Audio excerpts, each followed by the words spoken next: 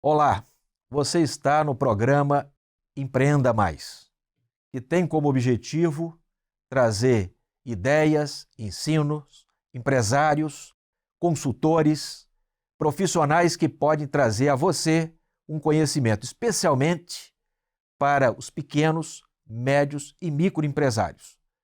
Então seja muito bem-vindo mais uma vez. Nosso tema de hoje é sobre franquias e nós temos aqui dois convidados. Pedro Bordon, empresário do setor de franquias, franqueado da rede Cacau Show e Havaianas, e também economista, né? Empresário, economista, e o Marcelo Scherto, que nos honra aqui com a participação dele. Marcelo é advogado, mas atua como consultor há muitos anos, tem a maior ou uma das maiores consultorias de franquias no Brasil, atuando no Brasil, com várias experiências já realizadas em projetos de franquias, de franqueados, de franqueadores. E o Marcelo nos honra aqui com a presença dele mais uma vez. Marcelo, seja muito bem-vindo. Pedro também. Um prazer estar aqui com vocês. Prazer. Vamos lá. Olha, o tema franquia, ele sempre passa por uma organização criada a partir de um negócio. Então, negócios existem, né? Negócios existem, como lojas de roupa, lojas de chocolate, né? E outros segmentos, mas tem aí uma coisa que é necessária, porque às vezes quem está nos ouvindo, quem está participando conosco aqui neste programa, ele pode ter uma ideia. Olha, eu tenho aqui um negócio, um mercado, eu tenho aqui uma indústria, qualquer coisa assim, e eu quero transformar isso numa franqueadora. Marcelo, como é que faz isso? Eu acho que a primeira coisa a fazer é você criar a experiência, porque franquia não é só a licença de uso da marca, é a transferência de know-how, é a transferência de conhecimentos. Conhecimentos relativos a quê? A como se implanta, como se opera e como se administra um determinado negócio. O Pedro aí tem franquias da Cacau Show, por exemplo, né? Tem da Havaianas, da Cacau Show. O que ele adquiriu da Cacau Show? O know-how não é só o uso da marca Cacau Show e o acesso aos produtos Cacau Show. Ele tem também, foi transferido para ele um conjunto de conhecimentos relacionados a como é que ele implanta uma loja, como é que ele opera essa loja, como é que ele administra essa loja, como é que ele planeja o crescimento dela. Então, para você poder transferir know-how, a primeira coisa é desenvolver esse know-how. Então, nós temos trabalhado, por exemplo, com muitas indústrias que resolvem avançar para o varejo, e aí a gente cria essa operação de varejo, desenha tudo o que tem que ser, mas pilota na prática. A gente implanta. Quando a gente criou a Casa Balduco, por exemplo, foram implantadas pela Balduco, com seu risco, pelo menos 5 ou 6 lojas Casa Balduco, nas quais a gente foi aprimorando o modelo. Aliás, a loja 1 e a loja 2 nem existem mais, porque o modelo evoluiu a partir delas, mas a gente estabilizou o formato a partir da loja 3. Então, as lojas todas que estão aí, hoje são mais de 200 lojas, elas todas seguem o modelo da loja 3, não só o modelo visual, arquitetônico, mas também na forma de operar, na forma de ser administrada, na forma de atender o cliente, etc, etc, etc. Então, a primeira coisa é desenvolver isso. Segunda coisa, você tem que desenvolver um conceito de negócio e operar na prática esse conceito de negócio, e ele tem que ser rentável, né? Ele tem que ser mínimo, porque se ele não for rentável na mão da empresa que pretende ser franqueadora, como é que vai ser rentável na mão do franqueado, que além de tudo vai ter que pagar royalties, vai ter que pagar contribuição para um fundo de marketing, etc. Você vai ter custos maiores. Então, não faz sentido. Ele tem que ser um negócio rentável, ele tem que ser um negócio replicável em vários lugares, não pode ser uma coisa que, olha, isso aqui vai muito bem na cidade do Rio de Janeiro ou na cidade de Santos, mas fora daí isso não funciona por causa disso, disso, disso. Não, não é viável. Tem que ser um negócio que seja replicável em vários mercados, em vários lugares, e que seja factível de replicar, que não custe 10 milhões de dólares para você montar cada uma das unidades. Então, é um conjunto de coisas que você tem que analisar e que aí definem a franqueabilidade. E um ponto que é extremamente importante, esse negócio tem que ter algum diferencial, né? Por que que alguém quer ser franqueado? Hoje em dia é muito fácil, por que que alguém quer ser franqueado do Boticário, da Cacau Show, do Habib's? Porque a Já é um marca é negócio de tão forte sucesso, que né? já atrai. Mas e quando você começa? E o primeiro franqueado da Oakberry, quando a Oakberry não era conhecida por ninguém? Qual é o diferencial que ela tem? Por que que alguém quer ser franqueado daquilo? E o diferencial, os diferenciais, na verdade, na minha experiência, raramente estão num único elemento, mas é um conjunto de elementos. É a arquitetura, é o uniforme, é o treinamento, alguma coisa diferente no produto. É um conjunto de fatores que tornam aquele negócio único. Vamos lembrar, citei o exemplo da Oakberry aqui, que é nossa cliente, mas quando ela nasceu, quando ela criou o primeiro quiosque, já havia um concorrente dela com mais de 300 quiosques franqueados funcionando. Ela não inventou o açaí, ela não entrou no mercado, não foi a primeira a entrar, mas ela entrou de um jeito diferente, ela entrou com um produto diferente, ela entrou com um projeto arquitetônico diferente, com uma forma de uniformizar os funcionários diferente, com um treinamento muito mais caprichado dos atendentes, coisa e tal. Então, com um marketing muito mais agressivo, usando desde o início influenciadores assim, É, digitais, numa época que pouco eram usados. Então, você tem que criar diferenciais. Mas, em princípio, Aníbal, qualquer negócio é franqueável. Os americanos tinham uma frase nos velhos tempos, já nem existe mais lista telefônica, mas eles diziam nos velhos tempos, quando eu comecei nesse mercado, que tudo o que está nas páginas amarelas, não sei se você lembra, páginas amarelas era a lembro, lista lembro. Eu sou telefônica desse dos tempo. negócios, né? Só de empresa, não Somos. tinha residências ali, era só negócio. Então, e ela chamava páginas amarelas porque realmente as páginas eram amarelas, aquilo é impresso em É, papel amarelo.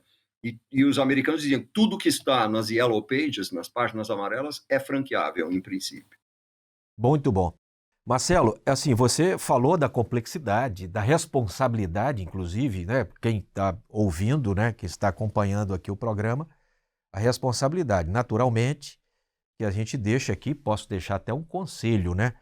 Se alguém quer franquear um negócio, é que ele procure uma consultoria, que ele procure o Marcelo, inclusive, não é? Que tem aí a Xerto Consultoria, para ou outros, né? Que tem no mercado também. Tem outras Pa- consultorias também, é Sim, importante dizer aí, não sou, perfeitamente. mas uma coisa que eu acho muito importante, Aníbal, eu achei até que você ia tocar nisso, a Carla Sarni, que é a fundadora da Sorridentes, que é a nossa cliente também, né, a rede de consultórios odontológicos, coisa e tal, Sim, ela diz o seguinte, você tem que ter, antes de franquear, você tem que ter muita responsabilidade, você não pode fazer as coisas de forma é. leviana, porque você vai estar mexendo com o destino, não é de um Muito CPF, de importante uma isso aí, hein? pessoa, atrás desse CPF, daquela pessoa que Família, está né? assinando o contrato com você, existe uma família. Ela fala isso. Você É, tem que tomar cuidado, você interessante está isso aí. lidando com o futuro de uma família. Você É não muito pode ser interessante isso leviano aí. nisso. É verdade, porque ele vai espalhar o negócio, né? Vai escalar o negócio e acaba envolvendo famílias, naturalmente. E Isso, e isso os é recursos de uma família, importante. as reservas de uma família, as relações dentro de uma família que podem ficar desgastadas por causa do negócio. Então, assim, você precisa ser muito responsável, muito consequente naquilo É, que você faz. criar as regras, né? E seguir as regras. Pedro, a sua escolha aí em ser franqueado, né? Você já até nos falou no programa anterior, mas te traz segurança. O que o Marcelo está falando, esse risco, né? Nós já lembramos aqui, o Pedro tem 3 filhas lindas. E como é que você traz essa. O que conselho você daria para alguém já do outro lado agora, né? Não sendo franqueador, mas sendo franqueado? O que você falaria para ele, os desafios, até os riscos que pode ter nesse negócio?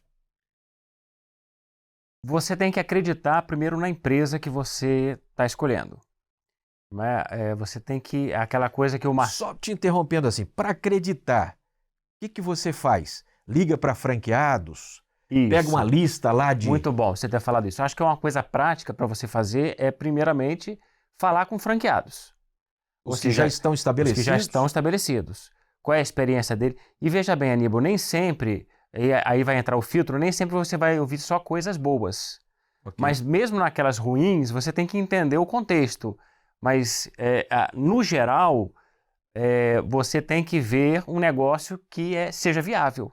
Como o Marcelo falou, não adianta ter tudo bonito funcionando, mas se nem o negócio, a loja 1, a loja 2 não estão viáveis, então assim, você precisa fazer esse cheque, né, com os franqueados, você precisa acreditar aonde a empresa está indo, aquilo que ele falou no episódio anterior, que eu achei interessante, né, que qual é a característica do empreendedor de sucesso, que ele sabe aonde ele quer chegar, né?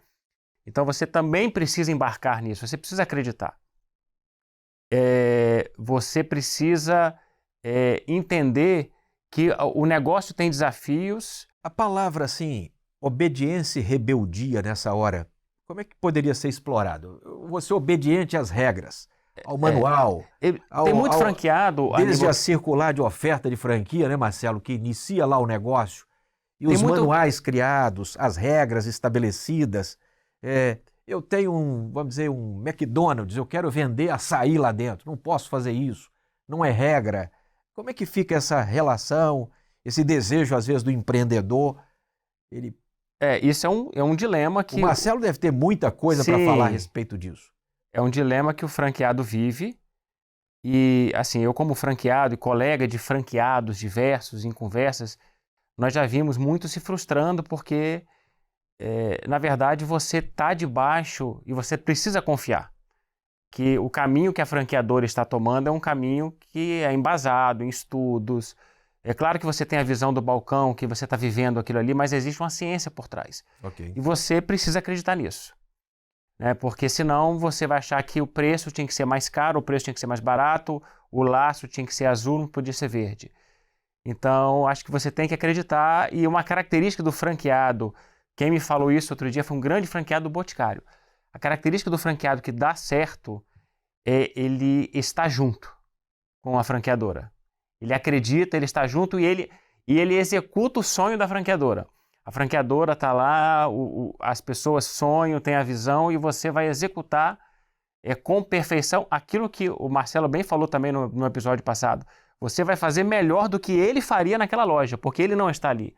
Ele não é o dono que está ali, mas você, como franqueado, vai pegar aquela ideia, aquele processo, aquele sonho e você vai executar de uma forma que ele não consegue de onde ele está. Marcelo, o rebelde... Não muda uma vírgula nisso que o Pedro falou. É exatamente assim que eu vejo a coisa. É a experiência de campo, né? É muito bom para você que com a sua equipe cria um negócio e vê o camarada dizer isso aqui que ele está dizendo, ou seja, está confirmando tudo que foi projetado, que foi testado e colocado em prática, né? Mas eu te pergunto uma coisa. Tem um ponto importante aí que tá nas entrelinhas do que o Pedro falou. O franqueado precisa ter inteligência emocional. Porque muitas vezes, assim, eu conheço muita gente que é funcionário de grande multinacional ou de um banco, como foi o caso do Pedro. No passado ele foi funcionário de um banco e que quando resolve empreender, mesmo como franqueado, eu vou empreender porque eu quero fazer as coisas do meu jeito, então não vou aceitar ordens do franqueador. Isso não é inteligente do ponto de vista emocional. Isso não é inteligente. Ele não só vai se frustrar, como provavelmente vai dar errado. Porque imagina o franqueador que já implantou e acompanha e monitora 2.000 lojas, 3.000 lojas daquele tipo, 300 lojas, 500 lojas. Será que aquele que está chegando hoje no negócio, em 3 dias de operação, ele já entende mais do que o franqueador entende? Desculpa, é preciso ter humildade também, Sim. é preciso entender o seguinte: você como franqueado faz parte de um todo maior, exatamente, se me permite traçar o paralelo aqui, é como fazer parte de uma religião. Você faz parte de algo maior do que você não faz as coisas do seu jeito. Você não muda a Bíblia é como ela é, e você vai seguir os ensinamentos dali. É claro que você vai dar um toque seu, um estilo seu, do mesmo jeito que um bom músico pega uma partitura e ele coloca alguma personalidade naquela música, ele coloca um toquezinho, mas ele não foge da partitura, ele não muda o tom, ele não encaixa um solo onde não existia. Assim, Marcelo, não é assim. dentro do que você falou é interessante. Então, assim, vamos lá. Fazendo esse paralelo seu aí. Você falou na música, então tem ali um regente, né? Tem um regente. Você falou da igreja. A igreja, a Bíblia diz que a cabeça da igreja, aquele que é o cabeça, é Jesus. Então você não tem como mudar essa regra. É ele e está tudo já determinado. Você não vai resolver que, não, a partir de hoje eu quero que aqui na minha igreja não seja Jesus, aqui vai ser o Joãozinho. Não vai ser, desculpa. Não tem como. Então você saia desta religião e vá fazer outra coisa. É a mesma coisa, se você quer ser franqueado rebelde, ninguém encostou um revólver na cabeça do Pedro e obrigou o Pedro a assinar o contrato de franquia. Ele assinou porque ele quis e ele permanece dentro da rede porque ele quer. Se ele quiser criar as regras dele, eu vou vender açaí dentro do negócio da Cacau Show, não vai. Então ele vai criar a loja dele onde ele vende açaí. A Bourdon, que aliás é um bom nome mesmo, né? Olha aí, ó. A Bourdon Fica a ideia do Chocolates. Marcelo aí. Scherto, não é qualquer um, né? O Marcelo Scherto não é qualquer um, né? Quando eu falei não significava muita coisa, mas o Marcelo está confirmando que o nome O é Ale bom. Costa não vai ouvir esse programa, né? Pô, pelo amor de Deus, vamos esperar que o Ale não ouça aqui, não assista esse programa. Fique tranquilo, Ale. O Pedro está bem satisfeito com a Cacau Show aí. Mas vamos lá. O Pedro é fiel, né? Marcelo, e franqueador é a mesma coisa. Está insatisfeito, quer mudar a coisa, quer mudar as regras, pega a sua malinha e vai embora, né? É isso aí. É isso aí. Sim, por aí. Você tem que entender, como franqueado, vou repetir aqui, que você faz parte de um todo maior do que você. E que o bem do todo está acima do seu próprio bem individual. Ninguém espera que você se prejudique, mas espera que você se enquadre e que você tenha inteligência emocional para entender que você está abrindo mão de uma parcela da sua independência em troca de uma parcela muito maior de segurança. É isso, é uma troca. É você trocar. Você quer fazer as coisas do seu próprio jeito? Então, crie seu próprio negócio do zero e corra os riscos muito maiores que estão envolvidos em criar um negócio a partir do zero. Muito bom. Você, telespectador, aproveite aqui o Marcelo Scherto e o Pedro, porque está trazendo ensinamentos aqui preciosos para você que tem algum interesse ou vai ter algum interesse em franquear ou ser franqueado, né? Muito interessante. Marcelo, o que você faz de previsão? Quando você disse no programa anterior que vocês vislumbravam na criação da ABF, Associação Brasileira de Franquias, que o mercado brasileiro seria pujante, o que você diria hoje, já depois desse tempo todo, o que você diria agora para frente? Franquia. Primeiro, dependendo do critério pelo qual você analise, o Brasil é o primeiro ou o segundo maior mercado do mundo.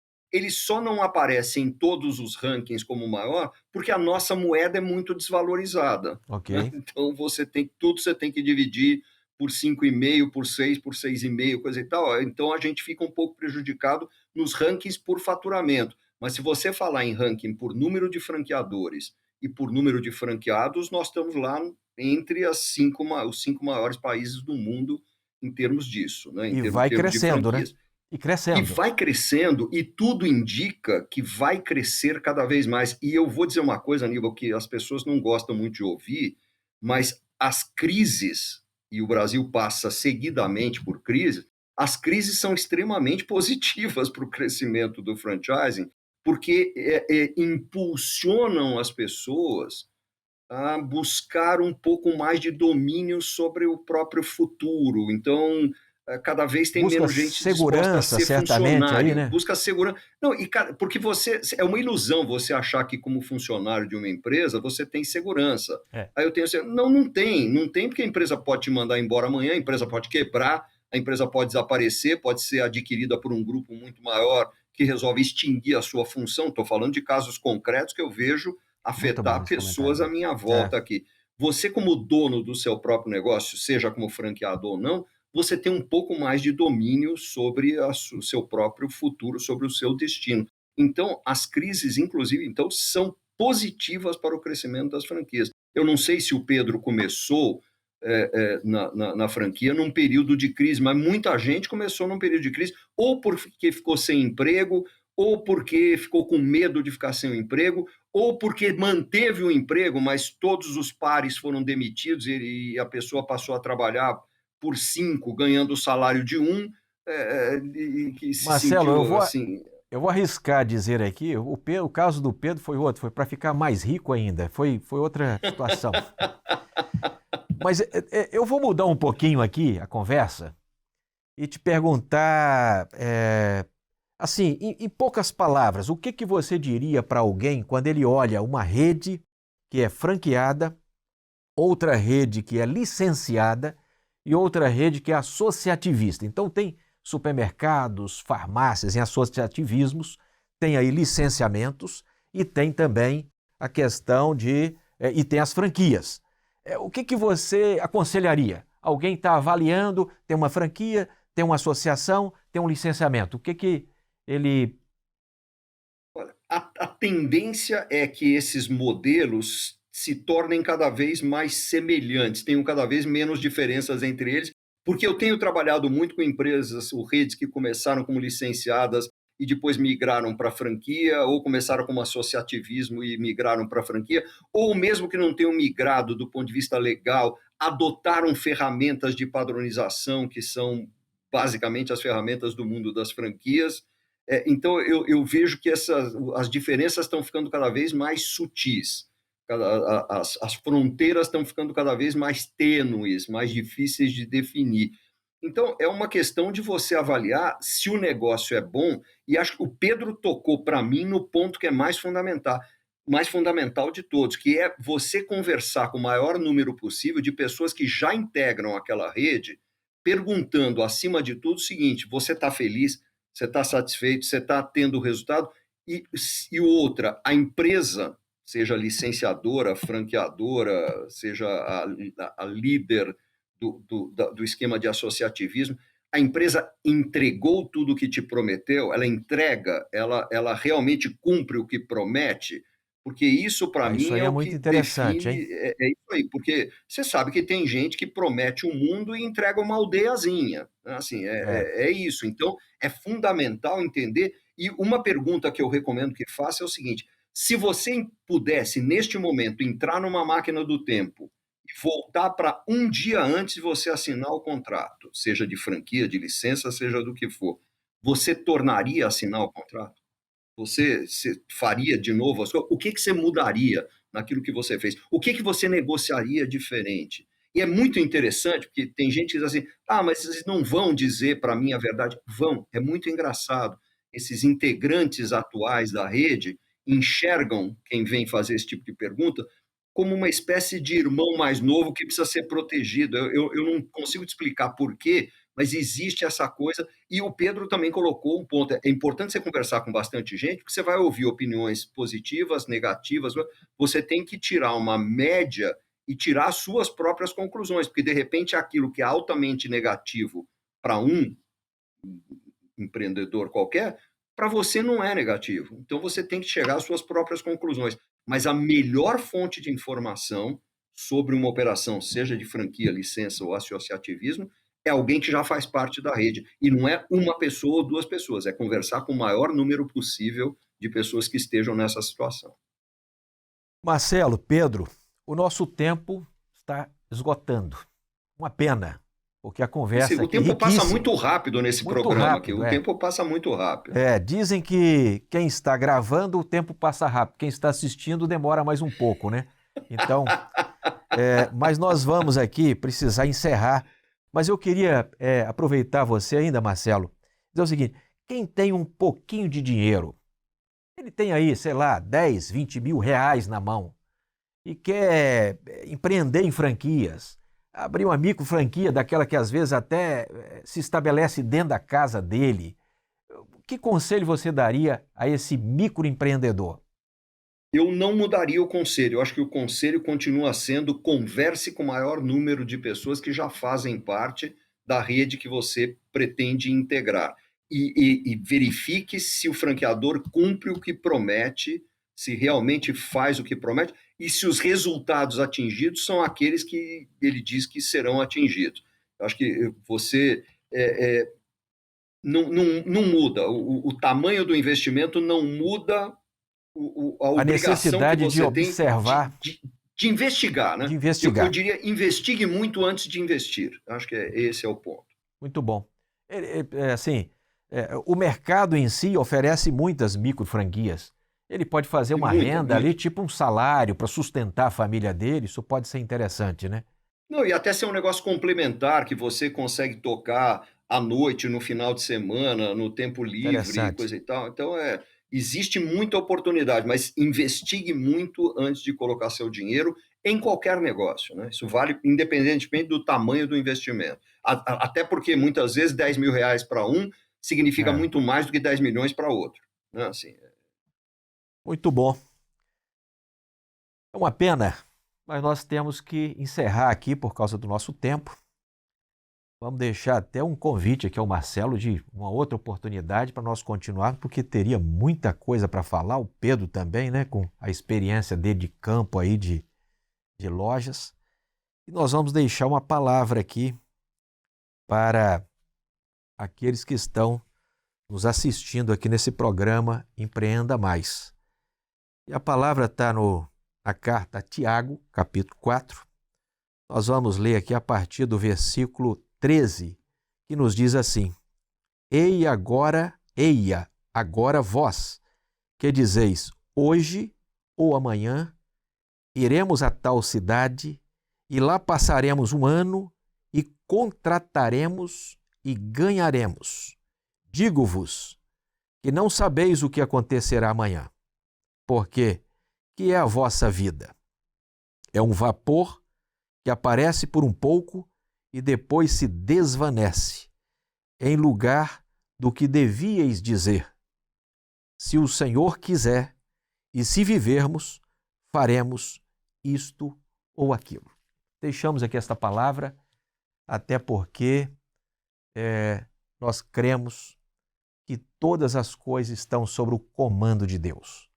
Marcelo, muito obrigado por estar aqui conosco nesse bate-papo. Obrigado por disponibilizar aí o seu tempo na agenda tão apertada que eu sei que é, e conhecimento profundo aqui no ramo de franquias. Obrigado. Pedro, muito obrigado.